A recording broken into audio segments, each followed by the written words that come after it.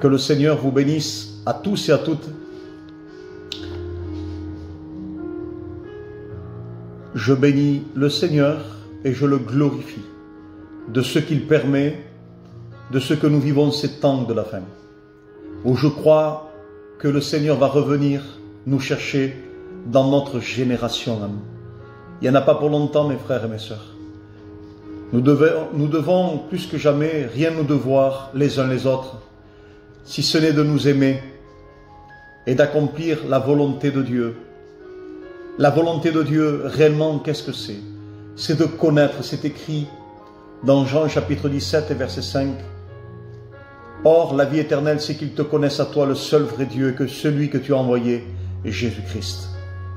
Je crois que nous le connaissons, mes frères et mes sœurs, et que nous avons besoin de nous fortifier dans la foi, dans ces temps de troubles, où le monde va mal, où le péché submerge le monde entier, où la catastrophe est en train de faire trembler le monde entier, où un virus fait peur à tout le monde, où je crois personnellement que ce que Dieu veut dans ces temps de troubles, il veut qu'on s'enferme dans notre chambre. C'est Jésus qui l'a dit.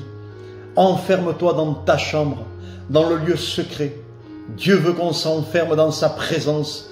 Il veut qu'on le cherche dans une intimité profonde. Alléluia. Qu'importe, vous savez, quand la peste était passée, souvenez-vous au temps de Moïse, où tout le peuple d'Égypte était en train de mourir par cette peste qui passait, Dieu a dit à tout ce peuple d'Israël, il disait qu'il fallait qu'ils ferment leurs portes et que le sang devait être sur le linteau. Et vous savez, le linteau représentait une lettre en hébreu qui représentait le nom de Jésus, Yeshua, que Dieu soit béni.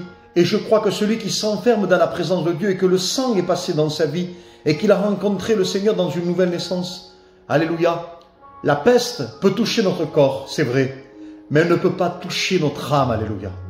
Béni soit le Seigneur pour cela, pour cette parole.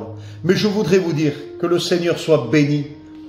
Un texte dans les Actes des Apôtres, au chapitre 13 et au verset 36, il dit « Or David, en son temps, servit au dessein de Dieu. » Mes frères et mes sœurs, nous l'attendons. Et nous savons qu'il y a une façon de l'attendre. Quand Lot est venu vers ses gendres, c'est vrai qu'il a été considéré juste, mais il était dans un endroit où il n'aurait pas dû dresser ses tentes. La Bible, il est écrit que devant ses gendres, il parut comme un plaisantin. Et je crois que celui qui a rencontré Dieu, je crois que ceux qui ont rencontré le Seigneur, ceux du dehors qui nous voient vivre, ou nos familles qui nous voient vivre, doivent nous considérer comme des hommes et des femmes qui ont rencontré réellement Jésus dans notre vie. Faisons comme David, qui a pu, en son temps, servir au dessein de Dieu. Je crois qu'il y a une façon de servir Dieu en notre temps. Quelqu'un qui attend Jésus, ça se voit. Quelqu'un qui ne s'établit pas sur les terres et qui n'espère pas prolonger, vous savez, c'est écrit dans la Bible, qu'à la fin des temps, les hommes se marieront, ils bâtiront, et ainsi de suite. Je crois de tout mon cœur que nous avons plus le temps d'avoir le temps. Mais il est temps de chercher véritablement l'Éternel dans une vie personnelle. Un texte de la Bible dira « Rachetez le temps car les jours sont mauvais ». Croyez-moi que les jours qui vont aller devant nous vont aller de plus en plus dans des temps mauvais.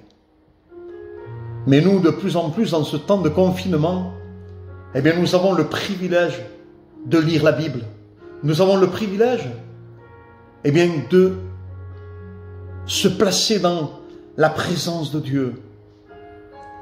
Alors, je vous invite, et je sais que vous le faites, mes frères et sœurs, mais faisons-le plus que jamais. Restons attachés, comme c'est écrit dans le même chapitre, au chapitre 13, un peu plus loin, où Barnabas, avec Paul, vont exhorter les Juifs à rester attachés à la grâce de Dieu. Et ce texte nous dit, approchez-vous avec assurance du trône de la grâce. Parce que pour nous les chrétiens qui vivons dans la sainteté avec Dieu, qui vivons dans une vie de sanctification, qui vivons dans la parole de Dieu, nous devons nous approcher avec assurance du trône de la grâce. Le diable va essayer de nous séduire dans ces temps de séduction, va essayer de nous faire du mal. Mais je voudrais vous le dire de tout votre cœur, n'ayez pas peur. Alléluia, notre délivrance approche. Levons notre tête. Le Seigneur revient bientôt. Il me l'a montré. Il m'a montré par un songe que l'enlèvement de l'Église se faisait à un instant, à un clin d'œil. On n'a plus le temps. Mettez votre vie en règle. Alléluia. Aimez vos frères et sœurs. Pardonnez facilement. Nous devons nous aimer. Nous devons nous aimer. Alléluia. Nous devons savoir aussi nous pardonner. Si nous ne pardonnons pas nos offenses, Jésus a dit, Jésus-Christ ne peut pas nous pardonner. Alléluia.